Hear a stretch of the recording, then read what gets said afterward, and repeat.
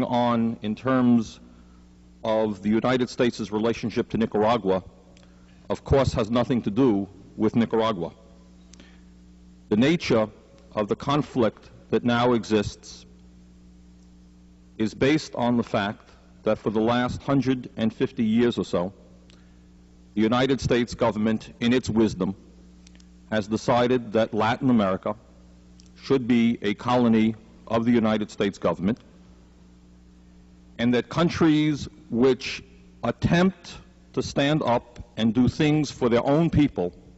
rather than for American corporations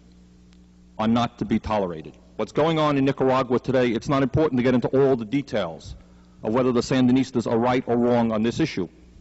If we understand that in the last 30 years, the United States has overthrown governments in Guatemala, Dominican Republic, they murdered Salvador Allende in Chile, they've overthrown the government of Grenada, they attempted to overthrow the government of Cuba, they overthrew a government of Brazil, and now they're attempting to overthrow the government of Nicaragua. The basic crime being committed by the people of Nicaragua today is that the government there has the strange and unusual idea that they should attempt to do something for the people of Nicaragua rather than for the United States corporations. It's a very strange idea for an independent nation to have.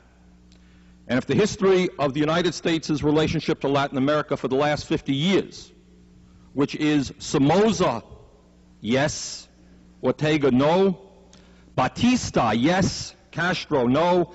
and we are not prepared to accept this nation dominating poor nations and weak nations who are trying to do decent things for their